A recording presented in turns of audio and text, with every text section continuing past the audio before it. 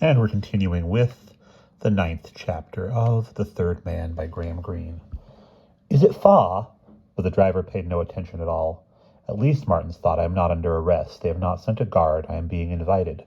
Wasn't that the word they used? To visit the station to make a statement? The car drew up, and the driver led the way up 2 flights of stairs. He rang the bell of a great double door, and Martins was aware of many voices behind it. He turned sharply to the driver and said, "Where the hell?" But the driver was already halfway down the stairs, and already the door was opening. His eyes were dazzled from the darkness by the lights inside, but he could hardly see the advance of Mr. Crabbin. "Oh, Mr. Dexter, we have been so anxious, but better late than never. Let me introduce myself to you, to Miss Wilbraham and Grafen von Meyersdorf." A bullet laden with coffee cups, an urn steaming, a buffet laden with coffee cups, an urn steaming, a woman's face shiny with exertion, 2 young men with the happy, intelligent faces of sixth formers, and huddled in the background like faces in a family album, a multitude of old-fashioned and dingy, the dingy, the earnest, the cheery features of constant readers. Martins looked behind him, but the door had closed.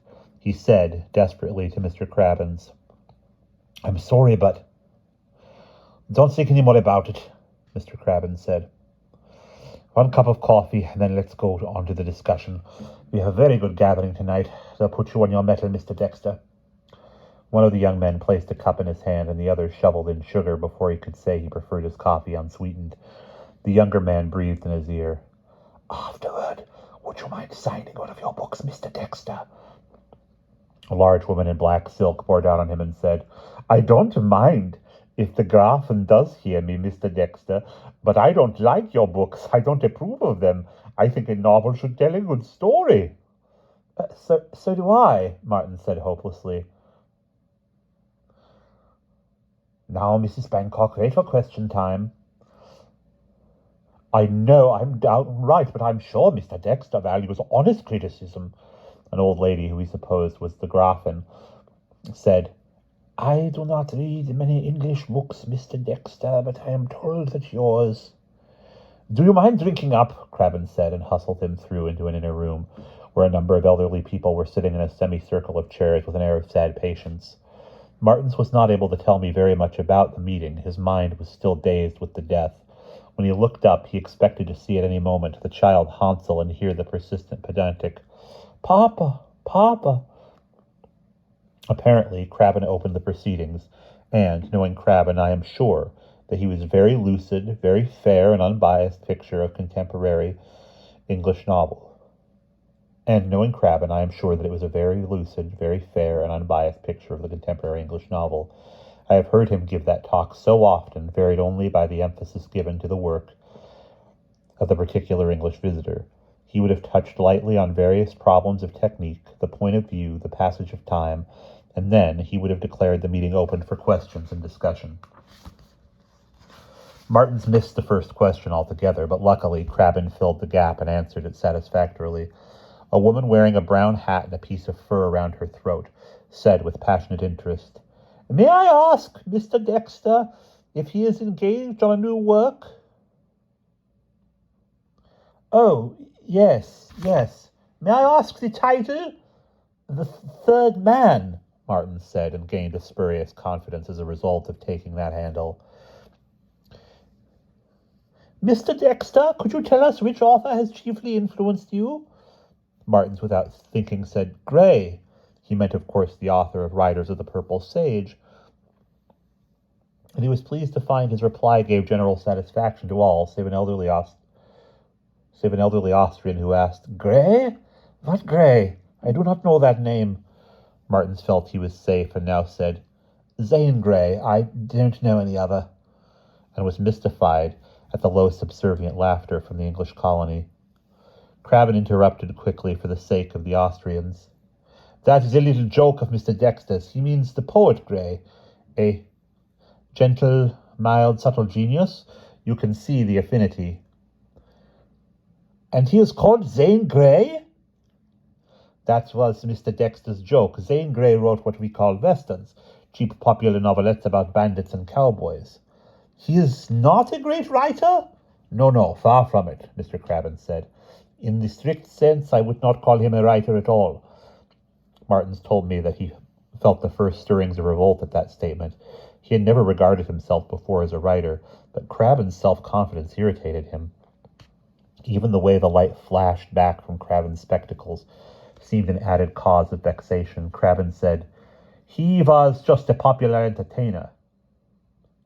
"Why the hell not?" Martin said fiercely. "Oh, well, I merely meant..."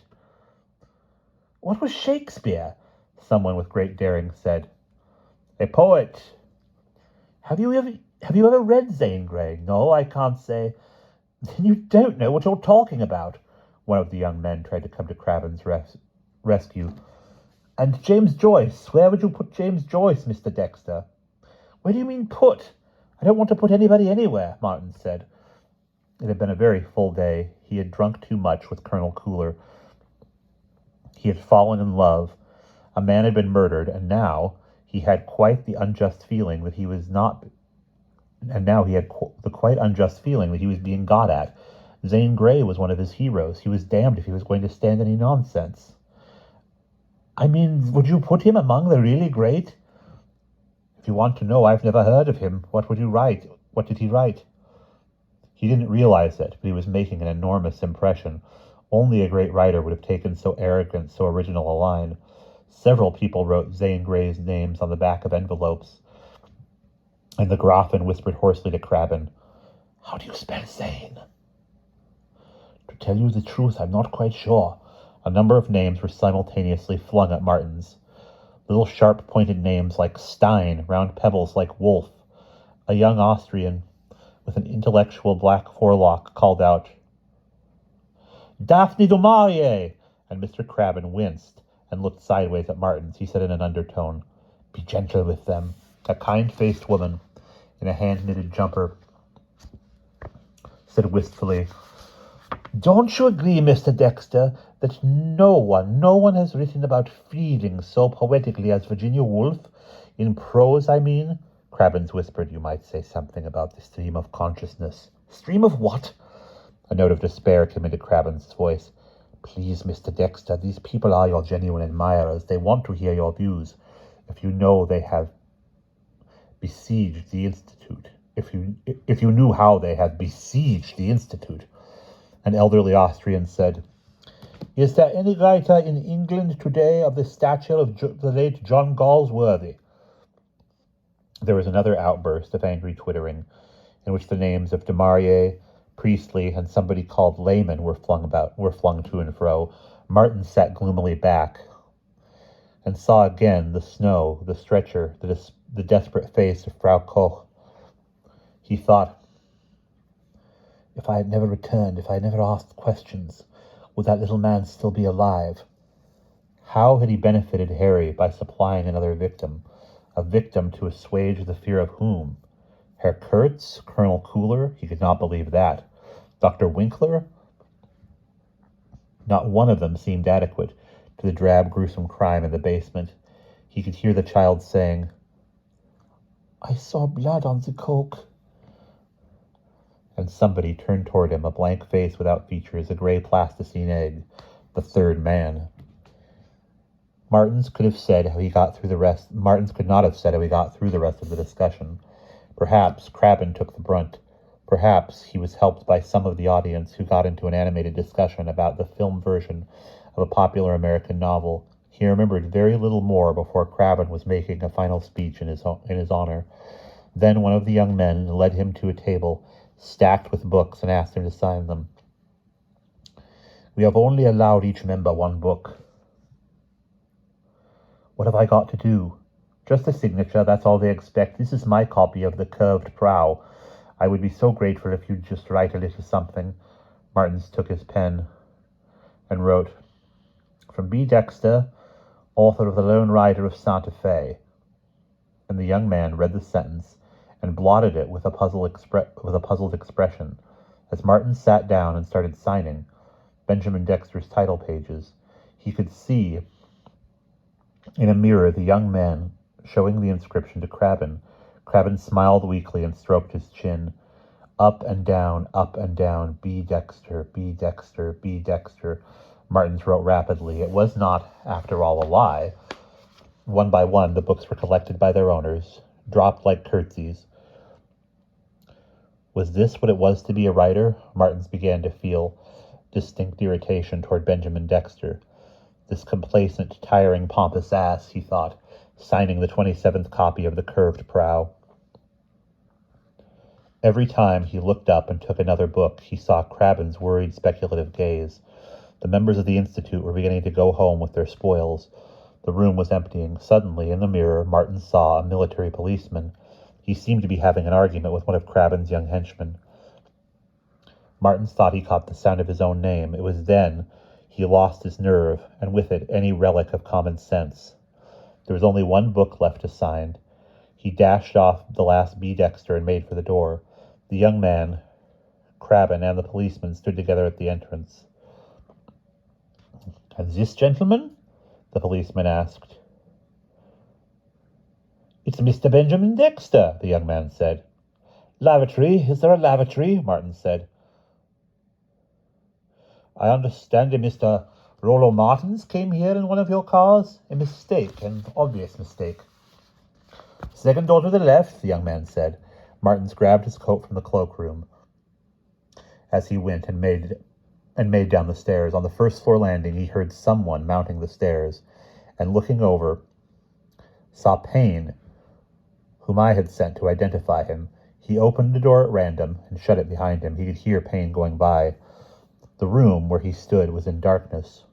A curious moaning sound made him turn his face. Whatever room it was, he could see nothing, and the sound had stopped.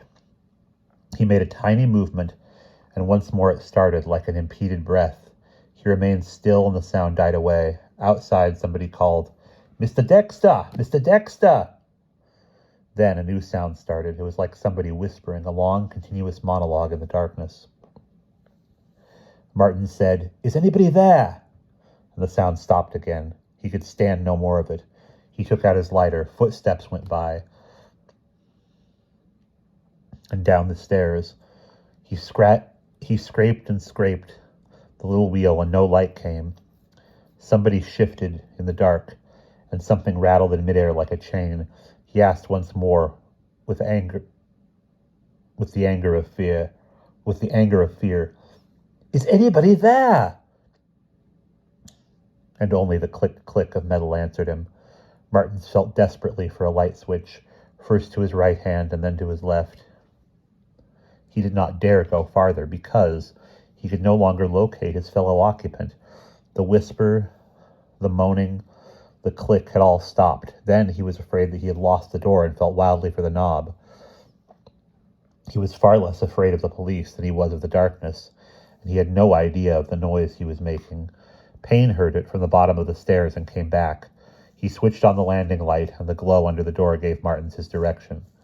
He opened the door, and smiling weakly at Payne, turned back to take a second look at the room. The eyes of a parrot chained to a perch stared bleakly back at him. Payne said respectfully, "We were looking for you, sir. Colonel Calloway wants a word with you." "I lost my way." Martin said, "Yes, sir, we thought that was what happened." And that's the end of chapter 9.